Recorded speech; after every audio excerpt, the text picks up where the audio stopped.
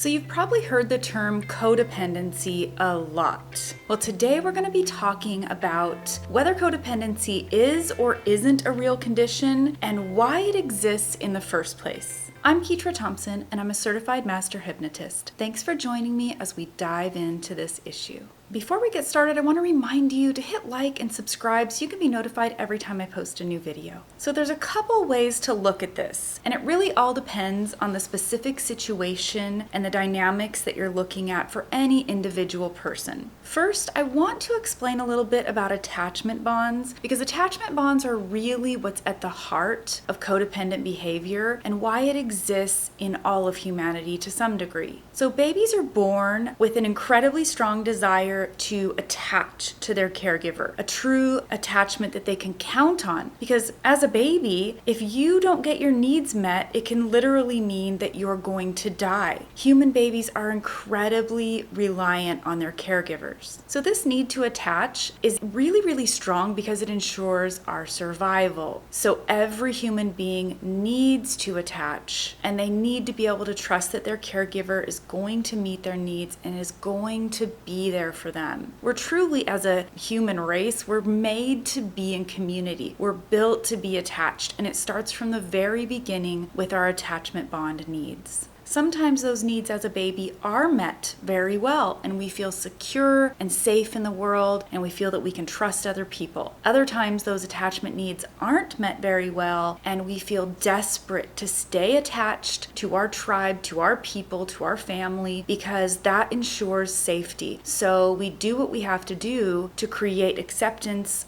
amongst the group of people that we're born into. And when those attachment needs aren't met as a child, this is why adults carry that need for attachment into adulthood. I mean, all adults carry it into adulthood because we're created for connection. But the ones who didn't get their needs met, they especially carry that need because it hasn't been fulfilled the way that it was meant to be when they were young, and so they're continuing to try to just have that need met. This shows up in several different ways. One big way is if someone is afraid to be alone. They don't like to spend any time on their own, and they don't like to be alone ever. Another way this shows up is if someone cannot say no because they fear the rejection that they're going to get if they tell someone no. And so they're stuck being a people pleaser and saying yes to everyone and everything. With all the talk of extreme independence, I just want to mention that our attachment needs never go away. They're always with us because we need connection in our life. But the people who don't seem to progress into an independent state that also knows how to express their needs to other people, those are the ones who probably didn't get their attachment needs met when they were young. As we grow up, we hopefully become very good at identifying and meeting our own needs and also expressing our needs to other people, because we do need other people in our life. And so a healthy adult is able to meet their own needs, be aware of their own needs, be confident in themselves, and also communicate to other people when they need something from them. But we always need to feel attached. We need to feel that we're a part of something bigger than ourselves. And oftentimes that focus gets put on the intimate relationship in someone's life. We need relational connection, and community is also so important to helping us feel like we're really connected and a part of something. So I want to talk about why codependency becomes such a big topic whenever the topic of a toxic relationship comes up. There are really two things that contribute to someone getting entangled into a toxic relationship. The first thing is if someone grew up in a toxic home where their needs were not met and they were regularly giving up their own opinions and sacrificing their own needs in order to keep everyone else happy. This person is continually trying to not rock the boat, not upset anyone, because they aren't sure what reaction they're going to get, and they're actually not sure of their standing in their own family or how accepted they are. So they're trying to create calm waters all the time. This person would say yes just out of the fear of what they're going to hear or how they might be treated if they say no. This can actually serve them fairly well navigating their childhood, because in childhood we just don't have a lot of options for escape. We're stuck with the family we're born into.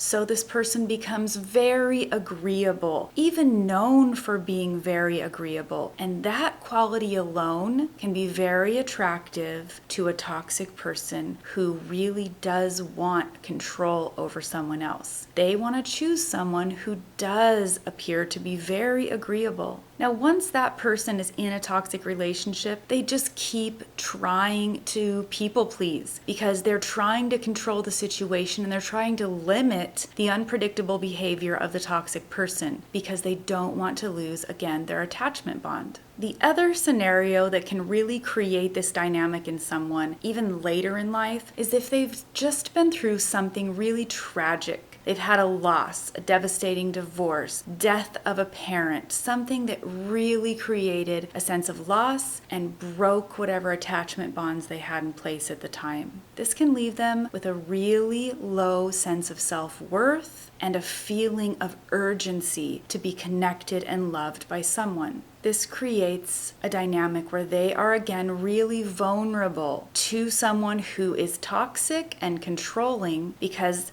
those people tend to start those relationships love bombing. And so they are really pouring on the affection. They want to spend all their time with you. They say all these nice things and do all these nice things. And once they know the relationship is locked in, oftentimes that is when they flip a switch. And a lot of people describe them as Dr. Jekyll and Mr. Hyde kind of personality. Now they're unpredictable, their reactions seem overblown, and the person who entered that relationship was so desperate to be connected and loved well because of whatever tragic thing had just happened in their life that now they find themselves trapped in some kind of toxic relationship. So you can see this behavior became a coping mechanism that helped either a child survive a family relationship dynamic that they couldn't do anything about, or helped an adult who was desperate for connection to suddenly feel connected to someone else. And it isn't always a bad thing. It's a coping mechanism that helped them survive, either as a child when they just didn't have any other choices, or as an adult where they felt really crushed and desperate for connection. And then it helped them survive through this relationship until they could get to a point of strength. The problem is it can become a bad thing as they move into adulthood if they haven't been able to establish their own voice, their own thoughts, their own opinions, and figure out a way to express that to the world and to their intimate partner. If someone continually defers to someone else's opinion without expressing their own opinion, it actually keeps them stuck. It keeps them emotionally immature in this part of their life because they aren't growing into the selves that they're supposed to be. They aren't expressing their wants and their needs and having a true voice for themselves in this world. They can really end up immature in the areas of adult competency. And I've seen this in relationships where people grow up in a religious setting where a woman would defer all the decision making to their husband. And even if that husband wasn't a toxic person or a controlling person, the thing is they never cultivate this sense of accomplishment and confidence, and sometimes that person dies and now they're left to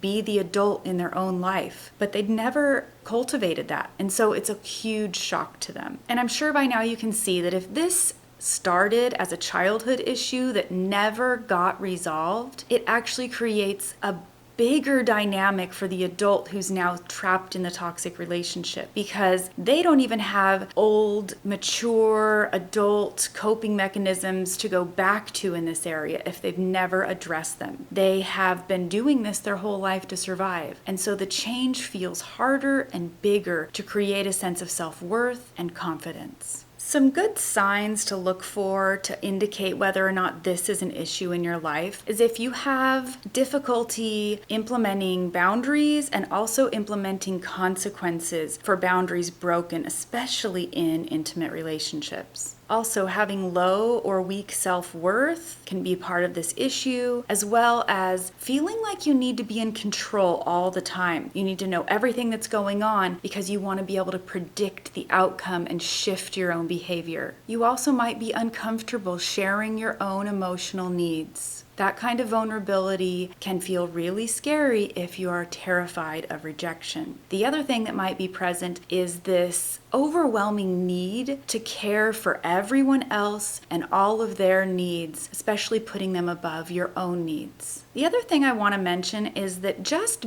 being in a controlling toxic relationship can create this dynamic in someone, even if they didn't go through it in childhood, even if they didn't come into the relationship in a place of tragic loss. It can create the dynamic because that person can end up feeling small or belittled, and their self-worth gets eroded, and they feel like this is what they have to do to survive. So it can create a behavior pattern that isn't necessarily part of who this person is. The fact is, the simple unpredictability of a toxic person's behavior is enough to create this dynamic for self-preservation. The longer someone goes without healthy boundaries, healthy self-worth, and confidence, the more this behavior makes them feel trapped and confused and small in a toxic relationship. It's worth mentioning that controlling toxic people also have codependent tendencies. I mentioned earlier about the kind of person who never wants to be alone. That often shows up in the controlling toxic personality, where they really want someone with them all the time.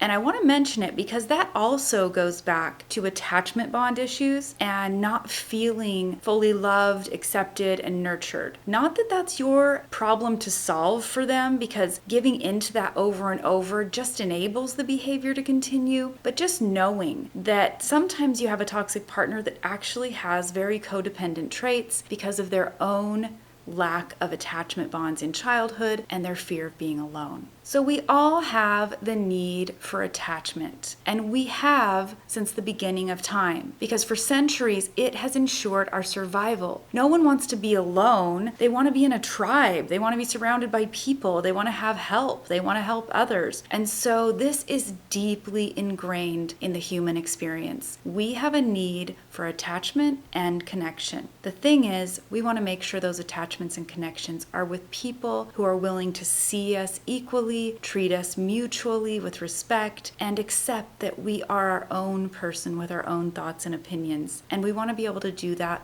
for them as well. We don't want to go into that unhealthy place of attachment where we don't have the ability to make decisions for ourselves, where we don't have enough self-worth, and when we don't know how to implement boundaries. This is why it's important to train your brain to make decisions for yourself. Ask yourself, if I was going to a movie and I was the only one going, which one would I want to see? Or which restaurant would I go to? That helps you get a grasp on what you truly want, what you truly enjoy, and then you can start vocalizing that to the people in your life. So that brings me to the point, what can we do about it if you feel stuck in this kind of situation? Well, first, you need to work on redefining your core beliefs and changing from the inside. The person with codependent tendencies needs to focus on where those belief systems came from, what their core belief system is, and what the root cause of that problem is, so they can redefine the way they see themselves, the way they see the world, and they can regain a sense of self-worth. They need that self-worth so they can stop abdicating the life decisions for their life to someone else and actually take their life back.